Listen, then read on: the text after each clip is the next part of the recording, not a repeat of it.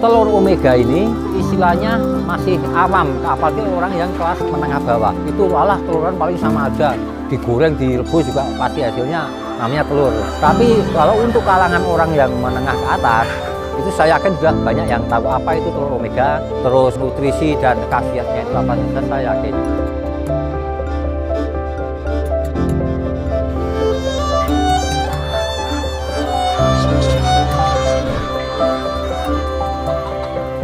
Nama saya Bapak Ida Bagus yang beralamat di Dusun Cawisan, Banaran, Kelurahan Argomulyo, Kecamatan Cangkringan, Kabupaten Sleman, Daerah Istimewa Yogyakarta. Untuk usaha kami di sini adalah peternakan ayam, tapi yang kita menghasilkan telur omega. Jadi pada awalnya saya di sini pelihara ayam Jawa Super. Pada waktu itu masih COVID yang pertama. Ayamnya sih bagus, bobotnya bagus. Cuma pada waktu itu kan zaman COVID itu kan rumah makan nggak ada yang buka. Jadi kita terkendala di penjualan, pemasaran. Bahkan bisa dibilang saya gulung tikar waktu itu mas. Sampai kita beli pakan itu sampai sapi saya habis kejual itu mas. Untuk mempertahankan biar ayam itu tetap makan gitu. Terus beberapa waktu sempat kosong kandang kita ini. Nah kebetulan dari Pak Lurah menginformasikan ke saya, Pak Bagus itu kandang itu kan kosong. Bagaimana kalau ini ada bantuan dari dinas untuk ayam petelur, tapi yang telur omega kan gitu. Nah, oke siap, semangat saya itu mas. Terbentuklah kelompok kita dan kita beri nama kelompok Trimanunggal Bakti. Di situ kita diedukasi karena ayam kekri bebas sangkar. Ini beda dengan yang ayam-ayam yang lain yang biasanya orang kalau pernah ayam gede itu kan biasanya kan yang baterai satu-satu, tapi ini bebas sangkar. Dan kita namakan ayam bahagia karena sistem pemeliharaannya yang berbeda. Salah satunya tantangan terbesar ya kita setidaknya kita harus mengerti ilmunya lah. Kadang-kadang kan orang itu kan cuma usaha ayam enak. Mereka hanya melihat saat sudah jadi atau suksesnya saja, tidak mengetahui proses sampai kita bisa berhasil gitu mas. Prosesnya itu kan panjang gitu mas. Jadi akhirnya kita bisa ya punya kas, bisa punya tabungan, kita bisa kembangkan. Bahkan kita pernah dapat bantuan dari Global Food Partner, pernah. Terus yang terakhir ini kita kebetulan dapat bantuan dari Marugame Udon. Itu kan bukan istilahnya rumah makan sembarangan itu mas. Udah rumah makan Jepang yang salah satunya outletnya ada di Indonesia dan ada di Jogja. Yang paling terkenal itu. Untuk telur omega ini istilahnya masih awam, apalagi orang yang kelas menengah bawah. Itu alah teluran paling sama aja, digoreng, direbus juga pasti hasilnya namanya telur. Tapi kalau untuk kalangan orang yang menengah ke atas, itu saya yakin sudah banyak yang tahu apa itu telur omega, terus nutrisi dan khasiatnya itu apa saja, saya yakin. Jadi kalau sepemahaman saya namanya telur omega itu dibanding dengan telur konvensional itu sangat beda. Karena apa? Tempat kita ini selalu uji lab mas. Kayak kemarin itu yang untuk ekoil betul-betul nol, terus kolesterol jauh di bawah dengan telur konvensional.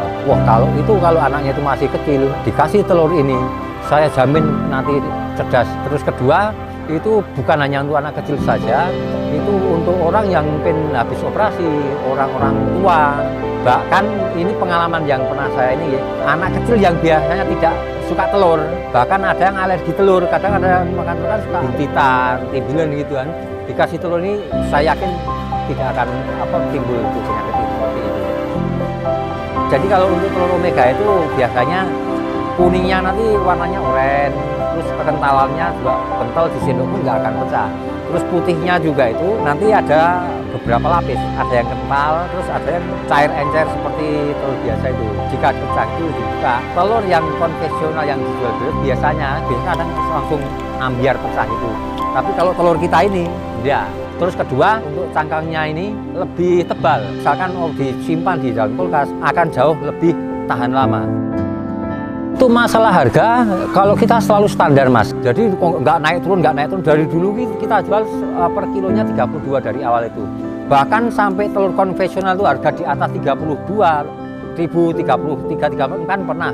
Mungkin mau puasa zaman tahun-tahun kemarin itu. Telur kita tetap segitu. Kita nggak ada perubahan ini. Terus kalau untuk butiran itu di harga 2.200. Itu beratnya kisaran 60 sampai 65 gram. Nah untuk pemasaran awalnya begitu kita udah mulai produksi telur, kita kan agak kebingungan mau jual gimana, apalagi di sini kan daerahnya kan kampung ya Mas.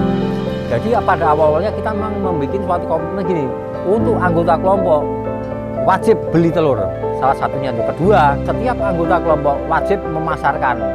Artinya sekarang sudah banyak media lewat grup-grup sekolah, tetangga, kita viralkan di situ. Memang prosesnya butuh waktu. Jenis ayamnya kebetulan kita ini ada 2 macam.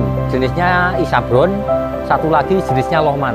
Pemeliharaan ayam petelur cage free, artinya bebas sangkar.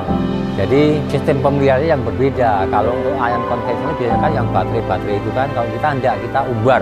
Pengalaman yang sudah kita laksanakan banyak sekali keuntungan dan kemudahan dibanding dengan ayam yang baterai. Salah satunya nih Mas, untuk tempat kita ini pelihara dari pertama ayam datang sampai kita akhir nggak pernah kita jadikan untuk kita timbal kotorannya. Karena apa? Alasnya itu kita kasih liter itu apa? Untuk alasnya itu dari sekam itu. Kemenangannya biasanya kan ayam itu kan nalurinya kan dia kan ceker-ceker seperti itu lah. Itu nanti kotorannya campur dengan itu dia pakai untuk mandi-mandi, membersihkan kutu-kutunya itu. Nah, itu akan kering lagi. Untuk memberikan pakannya kita lebih praktis. Kalau misalkan batu kan satu jasa kita kan udah ada tempatnya. Jadi untuk satu kandang itu kita kasih 10 tempat. Itu kan memang ada standarnya semua. Jadi untuk satu wadah pakan itu untuk berapa ekor, 15 ekor, seperti itu. Untuk menjaga kesehatan ayam, terutama di kandang kita, itu kita selalu rutin, mungkin ya seminggu sekali lah, kita selalu berikan semprotan disinfektan untuk menjaga kesehatan ayam dari penyakit-penyakit. Bukan hanya di kandangnya saja, tapi lingkungan juga, luar juga saya semprot. Bahkan kita pun kalau masuk ke kandang, kita semua ada SOP-nya, semua ada aturannya. Siapapun yang masuk ke kandang harus saya semprot. Kalau nggak mau semprot ya silakan jangan masuk ke kandang gitu. Karena apa? Resikonya besar Mas. Jadi misalkan kayak ada yang datang ke kandang, mereka salah satu mungkin dari kandang orang lain atau kandang apa membawa virus ke kandang kita.